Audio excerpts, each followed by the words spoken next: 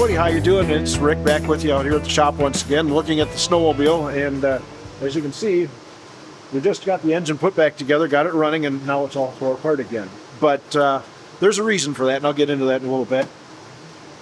What we're looking at here, as you guys remember from the pictures before, the seat cover was pretty much shot on this thing. It was trashed. So pulled that off, and down underneath here, there's two bolts. There's one on this side. This one busted off on me, but we won't get into that. Another one over here. Loosen those up. Okay, up in the front, we have this little hoopty thing that goes around. I tore this apart when the cameras were off. I didn't want to do it with you guys looking and stuff. I took it apart when you guys weren't watching.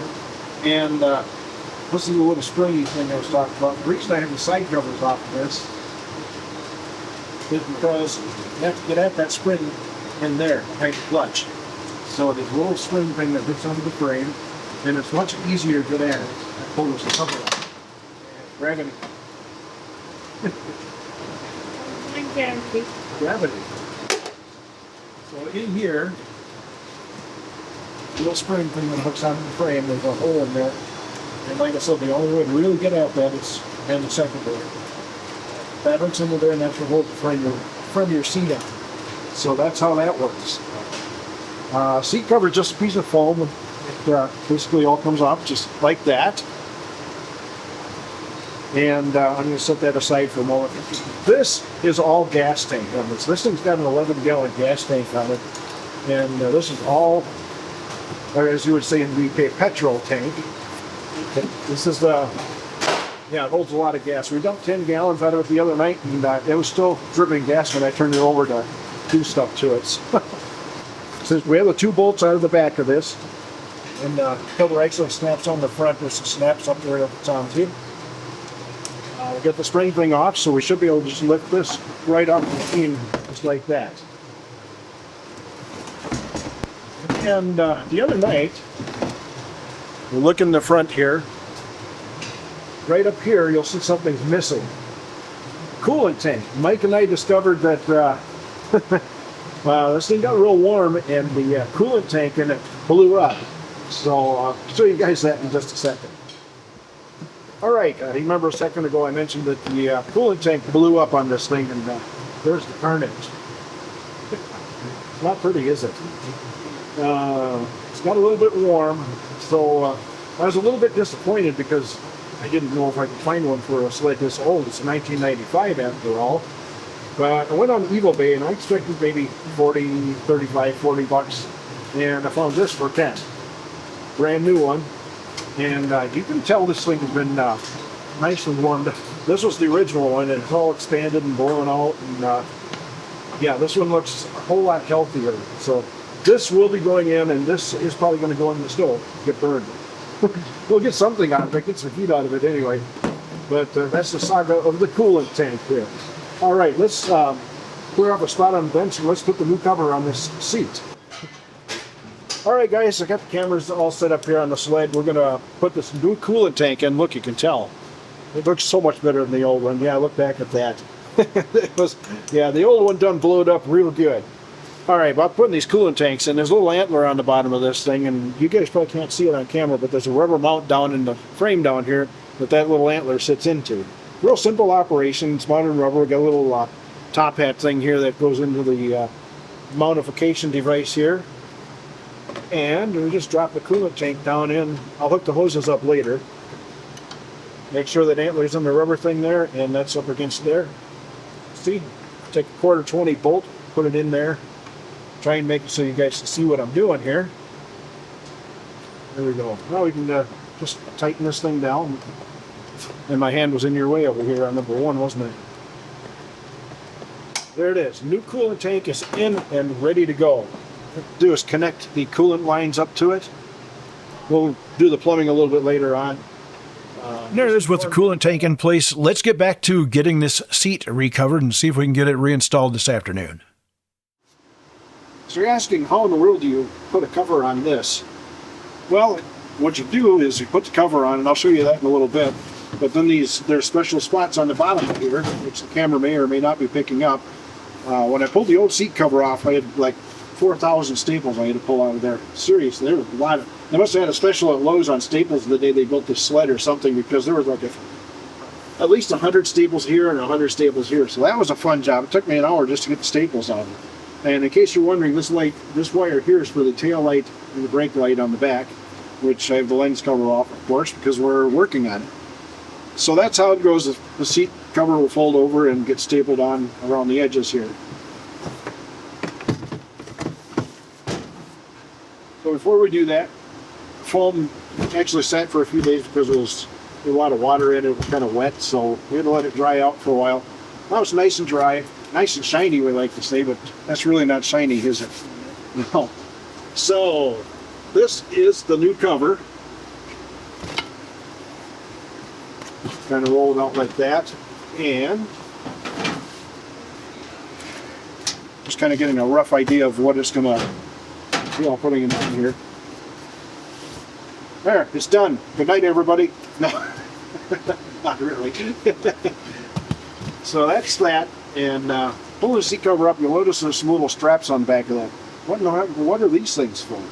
As I said before, the seat cover is held on by these little straps here, and they have to go through those holes and come out there. And there's about 6 inches of foam between there and where I need to be. And as you can see, these straps are a little floppy. It's not going to be fun to put those in. There is a way to do that, I think. Just start feeding it in like that. I'm going to start the other one too. Just get them both going at the same time.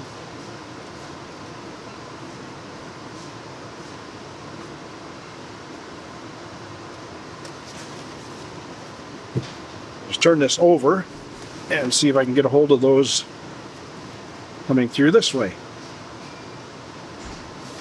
which I'm sure you guys aren't being able to see because cameras.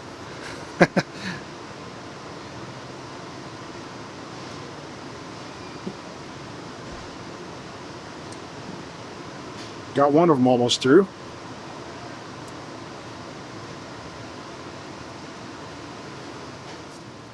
All right, well, I've got cameras kind of situated a little bit differently. I got camera 1 over there, camera 2 over there, and it's dark in there, I know.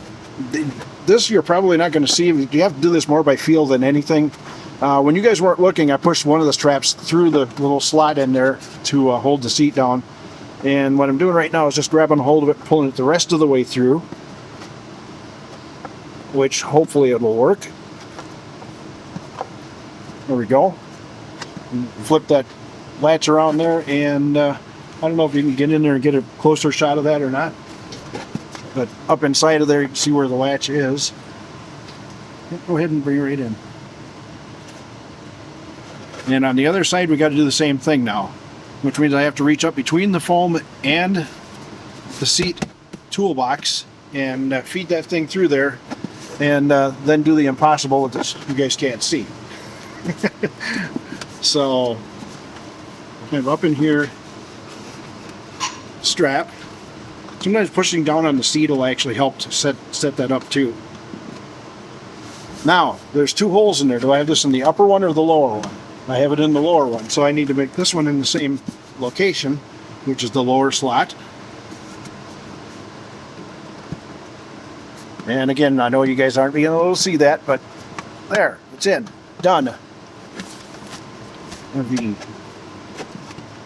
So that part of it's done. That was actually the hardest part of this whole covering project. So let's regroup our cameras and put the seat cover the rest of the way on. So I'm going to flip this thing over. This thing is a behemoth. This thing is almost as tall as my assistant camera guy over there. And make sure that everything is all as it needs to be.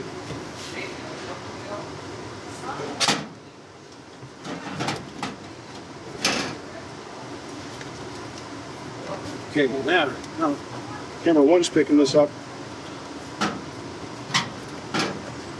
What I do is make sure that we get everything where it's supposed to be, all situated and cinched up like that. And we're stapling it. I can't find a clue where my stapler is. There it is. And now you want to be careful, especially here, because this is all gas tank here. If you put a staple in the wrong place here, you're buying a whole new chassis. So definitely got to be careful in this particular location.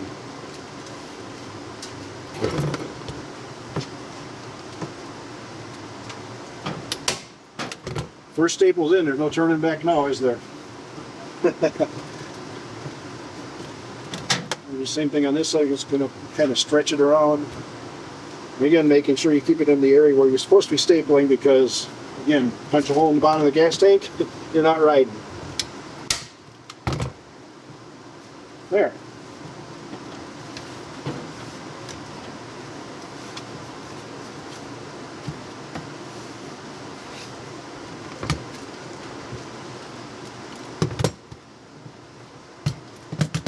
Works better if I do it with that hand. Okay. One more right here.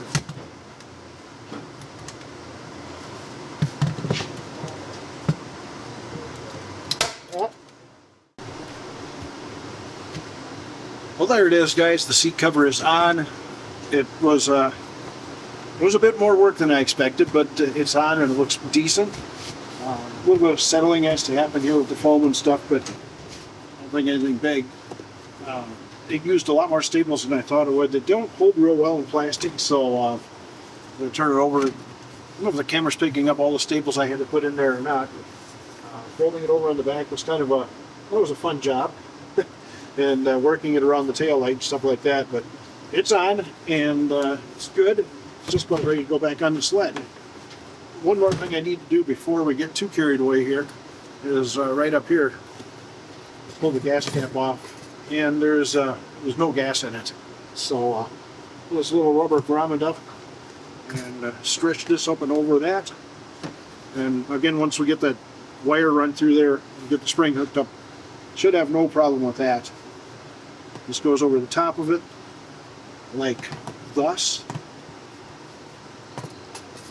Gas cap goes on, and there it is. Seat cover is now installed and ready to go back on the sled. Well, unfortunately, we lost the footage of the reinstallation of the seat with the new cover on it. I know that stuff happens. It's just one of them things, a little production glitch. But anyway, this you're looking at a little slideshow of the after shots with the new seat cover on. I think that's a major improvement over what we had before. So anyway, this is going to wrap things up for this portion of the renovation or preparations of the Indy 440. Now we just got to wait for a little snow. Mother Nature, please don't let us down this year.